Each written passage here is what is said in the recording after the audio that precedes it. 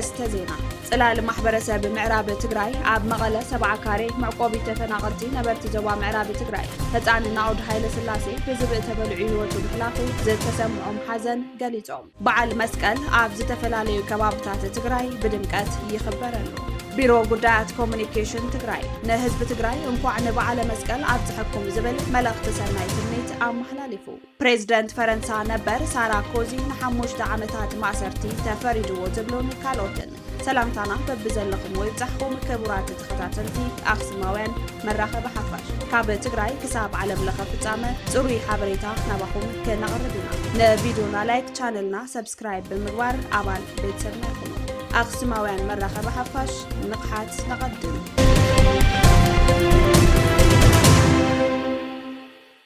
ጽላል ማሕበረሰብ ብምዕራብ ትግራይ ኣብ መቐለ 70 ካሬ መዕቆቢ ተፈናቀልቲ ነበርቲ ዞባ ምዕራብ ትግራይ ህፃን ናውድ ሃይለ ስላሴ ብዝብእ ተበልዑ ህይወቱ ምሕላፉ ዝተሰምዖም ሓዘን ገሊጾም ህፃን ናውድ ሃይለ ስላሴ ገና 2 ዓመት ዘይመልኦ ኣብ መቐለ 70 ካሬ ኣብ ዝርከብ ግዚያዊ መዕቆቢ ተመዛበልቲ ዞባ ምዕራብ ትግራይ ብዝብእ ተበልዑ ብዝሐዘነ ኩነታት ህይወቱ ምሕላፉ ክንደየናይ ንድሕሪት ከም ዝተመለስናን ከም ዝወደቕናን ዘመላኽት ዘሕዝን ፍጻመ ምዃኑ እቲ ማሕበር ገሊጹ ካብ ጥይትን ዘስካሕክሕ ግፍዕን ዘምለጠ ህዝቢ ዞባ ምዕራብ ኣብ ፈቐዱ ማዓስከር ስደተኛታት ሰፊሩ ብሓለንጊ ጥሜት ብሕማምን ብዝተፈላለዩ ሓደጋን እናሞተ ኣብ ጽንተት ከም ዝርከብ ዝሓበረ እቲ ማሕበር ኣብ ልዕሊ ህፃን ናኦድ ዝበፅሐ ዘስካሕክሕ ሞት ብግፍዒ ዝተፈናቐለ ህዝቢ ዞባ ምዕራብ ትግራይን ናይ መላ ህዝቢ ትግራይ ልቢ ዘሰብር ሓዘን እዩ ኢሉ እዚ ኩነታት መሕዘን ጥራሕ ዘይኮነስ ንኽብሪ ደቂ ሰባት ዝሃብናዮ ዋጋ ዘገምትን ኣዝዩ ሓደገኛ ናይ ስርዓት ሰብኣውነትን ቀውሲ ከም ዝገጠመና ዘመላኽት እዩ ማሕበረሰብ ዓለም ነዚ ጥራሕ ሓቂ እዚ ክቕበሎ ይግባእ ውዕሊ ፕሪቶርያ ዕሽሽ ኢሎም ክሓልፉ ንዝደልዩ ኣካላት ክፈቅድ ኣይግባእን ኢሉ ብሓፈሻ እቲ ማሕበር ወረርቲ ሓይልታት ብቁልጡፍ ካብ መረበትና ወፂኦም ድሕንነትና ተሓልዩ ውሑስ ብዝኾነ መንገዲ ንዓድና ምለሱና ሰብኣዊ ሓገዛት ብዘይገደብ ክመጻልናን እግሪ መትከሊ ክንረክብን ይግባእ ኣብ ልዕሌና ዝተፈጸሙን ኣብ ምፍጻም ዝርከቡን መስካሕካሕቲ ግፍዕታት ብዘይ ሻራዊ መጻረይ ትካላት ተጻርዮም ፍትሒ ይረጋገጸልና ዝብሉ ሕቶታት ኣቕሪቦም ካብዚ ዜና እንተይወፃና ህልዊ ኩነታት ተመዛበልቲ ካብ ህፃን ብዝብእ ክብላዕ ምርኣይ ዝበለጸ መረዳእታ ከም ዘየለ ቢሮ ጉዳይ ደቂ ኣንስትዮ ትግራይ ገሊጹ እቲ ቢሮ ኣብ እዋናዊ መግለጺኡ ከም ዝገለጾ ብወረርቲ ሓይልታት ዝተወልዐ ጽንተት ስዒቡ ኣብ ልዕሊ ህዝብና ማዕለያ ዘይብሎም ግፍዕታት ተፈጺሞም ህዝብና ካብ መበቀል መረበቱ ተመዛቢሉ ኣብ ቅዳድ ኬንዳ ብቁርን ፀሓይን ብንፋስን ውሕዝን ጥሜትን ሕማምን ውልድን ወላድን ተፈላልዩ ኣብ ስደትን ኣብ ጸላይ ዘለው ከባብታትን ኮይኑ ሓሳረ መከሩ እናረኣየ 5 ዓመታት ኣቁፂሩ እዩ ኩነታት ተመዛባላይ ህዝብና ብፍላይ ድማ ኣዴታትን ህፃናትን ካብ ዝገደደ ናብ ዝኸፍአ ጠርዚ ምብፅሑ ድሕሪ ምግላጽ 13 መስከረም 2018 ዓ.ም ኣብ ማእከል መዕቆቢ ተመዛበልቲ ዘጋጠመ ተመዛባላይ ዞባ ምዕራብ ትግራይ ዝኾነ ውላድና ህፃን ናኦድ ሃይለ ስላሴ ካብ ሕቑፊ ወለዱ ተመንዚዑ ብዘሰቅቕ ኩነታት ብዝብእ ክብላዕ ምርኣይ ዝበለጠ መረዳእታ ከም ዘየለ ገሊጹ በዚ ድማ ቢሮ ጉዳይ ደቂ ኣንስትዮ ትግራይ ዝተሰምዖ መሪር ሓዘን ብምግላጽ ንወለድን ቤተሰብን ህፃን ናኦድ ጽንዓት ተመንዩ እዩ እቲ ቢሮ ኣብ ውሽጢ ዓድን ወፃእን ዘለኻ ህዝቢ ትግራይ መንግስታውን ዘይመንግስታውን ትካላት ሲቪክ ማሕበራትን ዝተፈላለዩ ውድባት ፖለቲካን ካልኦትን ህፃን ናኦድ ከም ሓደ መግለጺ ዝኸፍአ ኣጋጣሚ ይኹን ደኣምበር ብርክት ዝበሉ ንቅድሚት ተስፋ ዝተነበረሎም ተመዛበልትን ኣብ ስደትን ጸላኢ ኣብ ዘለሉ ከባብታትን ዝርከቡ ህፃናት ትግራይ ይትረፍ ናይ ምምሃር ናይ ምንባር መሰሎም ተጋሂሱ ካብ ወለዶም ቤተሰቦም ተፈላልዮም ኣብ ኣዝዩ ዝኸፍአ ኩነታት ምህላዎም ምስጢር ኣደባባይ ብምዃኑ ኣዝዩ ከተሓሳስበናን ክኽርኩረናን ይግባእ ኢሉ እዚ ስቃይ ህዝቢ ምዕራብ ትግራይ ኮነ ካልኦት ከባብታት ከብቅዕ እንተኮይኑ እንኮ መማረፂ ውዕሊ ፕሪቶርያ ብምልኡነት ተተግቢሩ ግዛዕታዊ ሓድነትና ተረጋጊጹ ተመዛበልትና ውሑስ ብዝኾነ መንገዲ ናብ መረበቶም ክምለሱ ምግባር ከም ዝኾነ ሓቢሩ እዚ ንክኸውን ድማ ሓደ ኣብ ዝገብሩና ጉዳያት ኣፈላላይና ብምጽባብ ውሽጣዊ ዓቕምታትና ብምእካብ ከም ተጋሩ ሓድነትና ስጢምና ድምፅና ክነስምዕ ተወዓዓልቲ ግቦኦም ክፍጽሙ ማሕበረሰብ ዓለም ኣብ ጎንና ተሰሊፉ ተርኡ ክጻወት ጻውዒቱ ኣቕሪቡ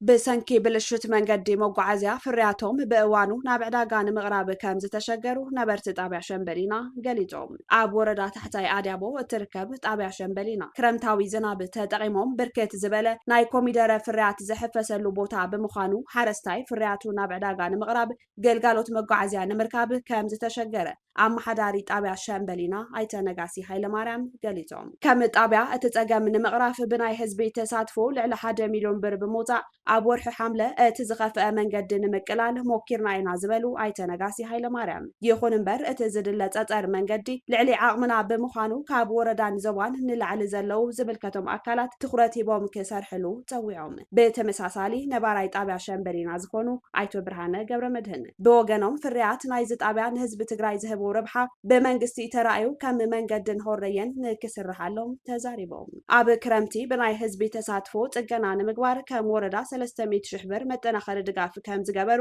ዝገለጹ ዋና ኣመሓዳሪ ወረዳ ታሕታይ ኣድያቦ ኣይተ ገብረ ህይወት ኪዱ እቲ መንገዲ ንምስራሕ ልዕሊ ዓቕሚ እቲ ወረዳ ብምዃኑ ንዝምልከቶም ናይ ክልል ኣካላት ኣፍሊጦም ንተፈጻምነቱ ይጽበዩ ከም ዘለው ገሊጾም። ሓረስቶት ጣብያ ሸምበሊና ብሰንኪ መንገዲ መጓዓዝያ ፍርያቶም ንዘይምብኻን ናብ መኪና ዝርከበሉ ስፓልቲ ንምውፃእ 8.3 ኪሎ ሜትር ብኣድገን ግመልን እንዳጓዓዓዙ እንደገና ብመኪና ንሸራሮ እናወሰዱ ምህርቶም ከም ዝሸጡ ንምፍላጥ ተኻኢሉ ክብል ቢሮ ጉዳያት ኮሙኒኬሽን ትግራይ ጸብጺቡ።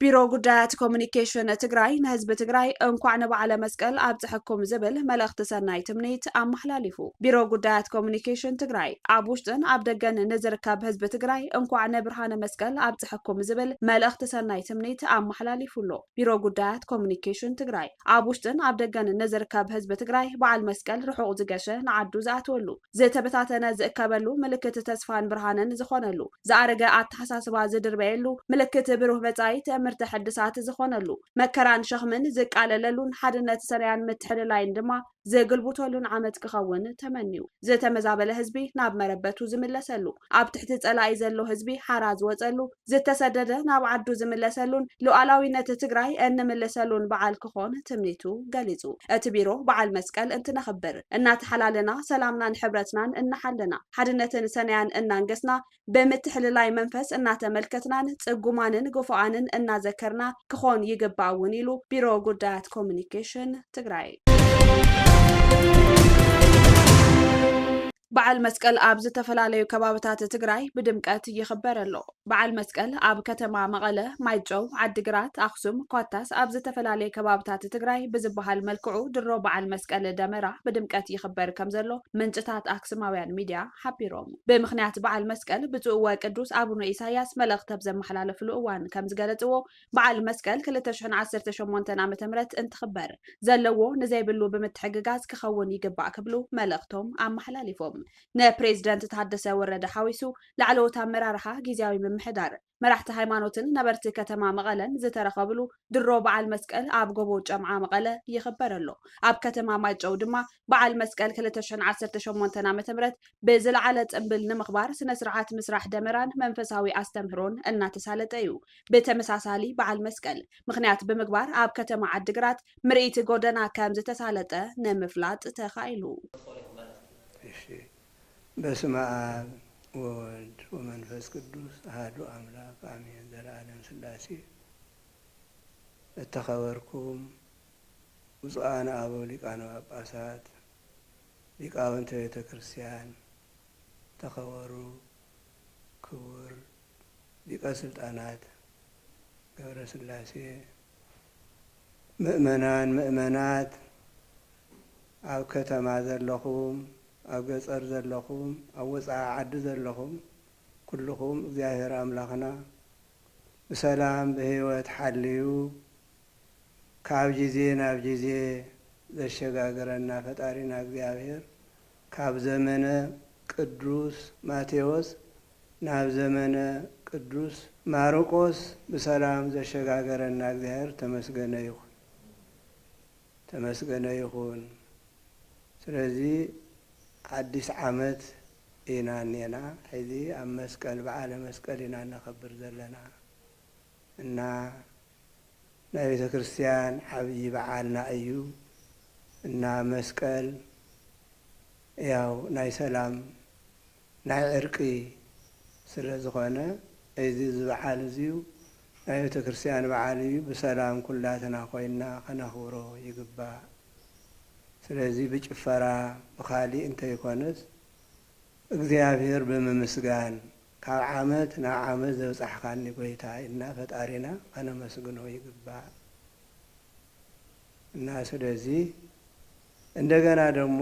አውዚ ዘብፃሕካና بسلام به وتحلقا نزمت عامت قاعة تشاغرنا قويتا إلكا بصلوت فتارينا እግዚአብሔር ክንልምኖ እዩ ዝግበአና እና ዝበዓል እዚዩ በሰላም በጸሎት ከና ከነኽብሮ ዘለና ናይ ቤተ ክርስቲያን በዓል እዩ እና በጭፈራ እንተይኮነ ሶኢልካ በጽልኢ እንተይኮነት በሰላም በመረደዳ በመተሐገጋት መቸስ ናይ ህዝብና ቅዱስ ህዝብ እዩ ያው ተለመደ እዩ መተሐገጋት በዓል ውን ሓቢርካ መዓል ተለመደ እዩ ከምቲ ተለመደ ስለዚ ዘለዎ ንዘይብሉ ተረዳዲእኻ ዝበዓል ክሓልፍ ይግባእ እግዚአብሔር ውን ደስ ዝብሎ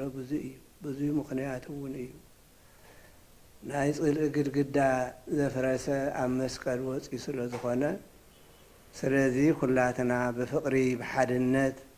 ኮይና ከነኽብሮ እዩ ዝግበአና ከምኡ እንድሕረ ኮይኑ ደቂ እግዚአብሔር ንበሃል ኩላትና እና ስለዚ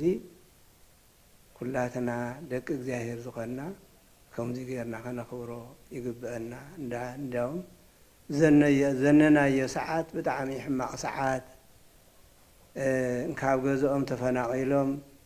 ብኬንዳ ዝርከቡ ኣሕዋትና እኒአው በየቦትኡ ኣብ ኬንዳ ኮይኖም ብፀሓይ ብቁሪ ብጥምየት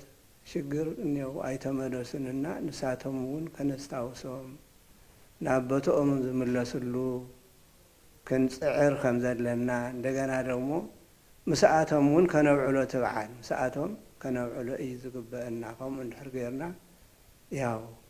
ደቂ እግዚአብሔር ኢና እንበሃል እና ስለዚ መስቀል በሰላም ኮይና ከነኽብሮ እምበር ክንሰኽረሉ ክንዓብር ክንደባደብ ክንጨፋጨፍ እንተይኮንስ ሰላም ዓመት ግበረልና ጎይታዬ እቶም ተፈናቀሉ ውን ናብ ገዝኦም በሰላም ከም ዝምለሱ ቅዱስ ፈቃድካ ይኹነልና እናበልና ፈጣሪና ክንልምኖ እዩ ዝግበአና ጽቡቕ ንክኾነልናማ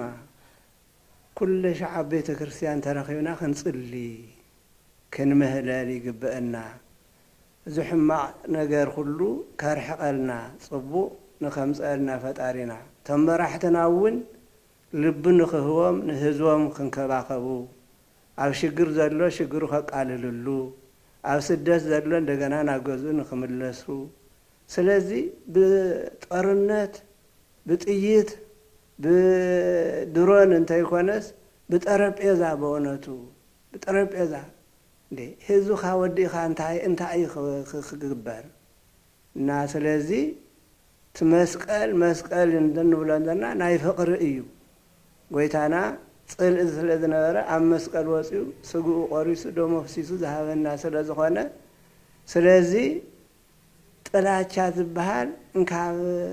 ሓድና ካብ ህዝብና ካብ ህሊናና ከነርሕቆ መራሕቲ ውን ርህሩሃት ክንከውን ንህዝብና ንዓድና ክንሓስብ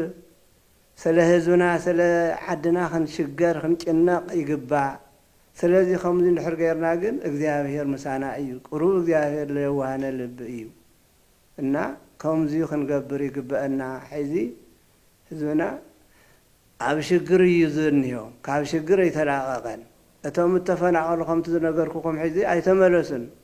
በየቦቱ እዮም ዘንሄው ግን ሓለፍቲ ግን እንታይ ሞ እንዴ ንዛ ጽባሕ ሎምን ያና ጽባሕ እኮ የለናን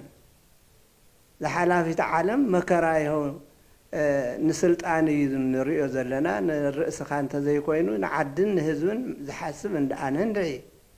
እግዚአብሔር ልቦና ይሕድረሎም ልቦና ይሕድረልና ንኹላትና እና ስለዚ ርህራሄ እንድሕር ዘየልዩ ፍቅሪ እንድሕር ዘየልዩ ሰላም እንድሕር ዘየሉ እንታይ ዋጋ እኒአዎ እና ስለዚ ኩላትና ንሰላም እና قدم حيز خندي انت اي تريف حيز بأنته خندي تግራይ بدرن تጨፍጭፋ እያ ክንደይ ወጣት ጠፊኦም እዮም እንታይ እዩ ተረኺቡኒ ሕዚ እንታይ ረኺቦም ቶም ሓለፍትስ እንታይ ረኺቦም ትህዙስ እንታይ ረኺቡ ኣብ ሽግር ኣብ ስደት ኣብ ጭንቀት ኣብ ፀበባ ኣብ ሓዘን ኣብ በኽያት እዩ እንደ ህዝብና ስለዚ ሕዚ ዝኹሉ እዚኡ ኸይምለስ ክንጽሊ ይኣኽለኩም ክብለና ጎይታ ኩላትና ክንጽሊ ሕዚ ንገር ዘሎ መቸም በእውነቱ ተሰምዕዎ ኣለኹም ኩልኹም ድብቕ ኣይኮነን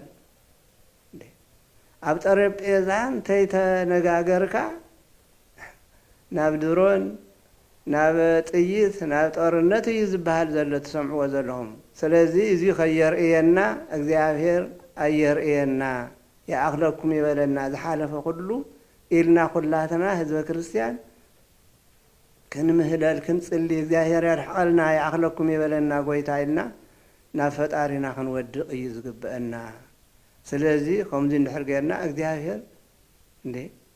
ንሕና እኮ ኢና ሸፊትና እኔና ካብኡ እኮ ንሕና ኢና ሸፊትና እምበር ንሱ ሓጋይ ክረምት እናመላለሰ ይምግበና ኣለ ፈጣሪና እግዚአብሔር እና ስለዚ ኩላትና ልቢ ክንገብር እዩ ዝግብአና ኣቦታት እነታት ኩላትና ክንጽሊ ምኽሪ እውን ክንህብ እዩ ዝግብአና ከምዚ እንድሕር ጌርና ግን ዓድና ሰላም ክኸውን እዩ ሰላም ይኸውን ሰላም ንኽኸውን ከዓ እግዚአብሔር ኣጥቢቕና ክንምህለል ክንጽሊ እዩ ዝግብአና ደቀይ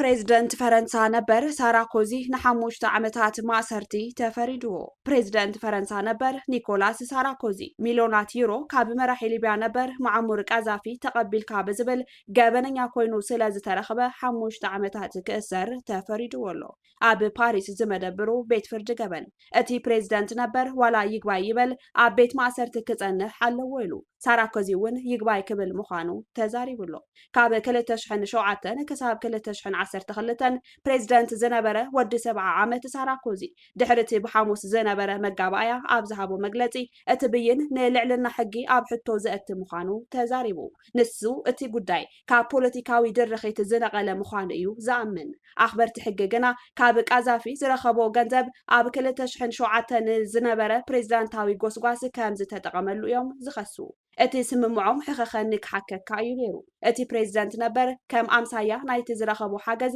ምስሊ ናይቲ ብምዕራባውያን ከፊኡ ዝነበረ ሙዓሙር ቃዛፊ ንከተዓራሪ ከም ዝተስማዕምዐ እዩ ዝኽሰስ ዳኛ ናታሊ ጋቭሪኖ ሳራኮዚ ንጎስጓስ ዝኾኑ ገንዘባዊ ሓገዝ ንምርካብ ናይ ቀረባ ሓገዛቱ ምስ ሰበስልጣን ሊብያ ክራኸቡ ከም ዝፈቐደ ገሊጻ ቤት ፍርዲ ግን ሳራኮዚ ብውልቁ ካብቲ ዘይሕጋዊ ምወላ ተጠቃሚ ምዃኑ ዘረጋግጥ እኹል መርትዖ ከም ዘየለ ገሊጹ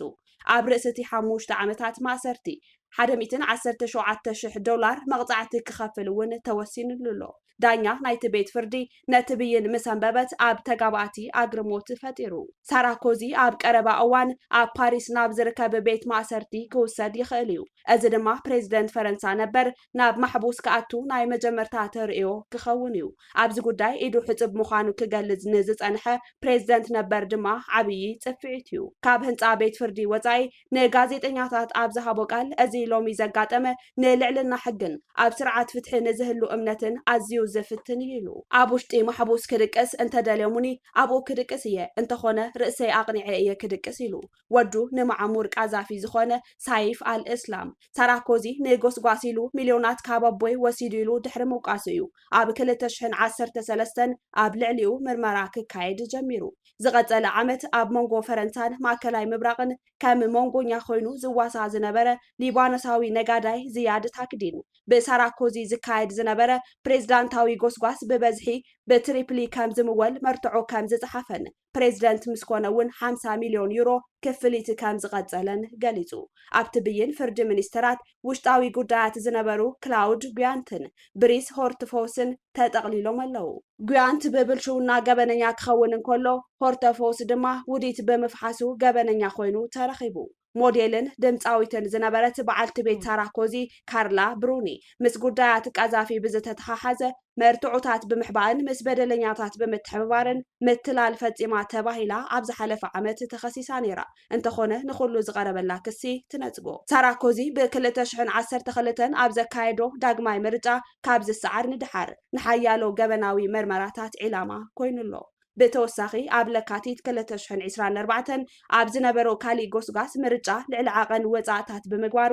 ቤት ፍርዲ ገበነኛ ንዝበለ ውሳነ ይግባይ ኢሉ ብድሕሪኡ ንዕኡ ንምሽፋን ሓደ ናይ ህዝባዊ ርክባት ትካል ቆፂሩ ናይ 1 ዓመት ማእሰርቲ ተፈሪድዎ ን6 ኣዋርሕ እውን ካብ ስራሕ ተኣጊዱ ኣብ 2014 ንሓደ ዳኛ ግቦ ክህብ ብምፍታኑ ኣብ 2021 ገበነኛ ተባሂሉ ናይ ማእሰርቲ ፍርዲ ዝተውሃበ ፈላማይ ፕሬዝደንት ፈረንሳ ነበር ድማ ኮይኑ ኣብ ታሕሳስ ቤት ፍርዲ ይግባይ ፓሪስ ኣብ ክንዲ ናብ ቤት ማእሰርቲ ዝኣቱ መቆጻጸሪ ተገይሩሉ ኣብ ገዝኡ ክጸንሕ ከም ዝኽእል ገሊጹ ነይሩ ክቡራት ተኸታተልቲ ኣክሱማውያን መራኸቢ ሓፋሽ ናይ ሎም ዕለት 16 መስከረም 2018 ዓ.ም ምድላዋት ዜና ኣክሱማውያን እዞም ክትከታተልዎም ዝጸናሕኩም ይመስሉ ነይሮም ምስ ዝተረፉ መደባት ኣክሱማውያን ቴሌቪዥን ሰናይ ጸንሕ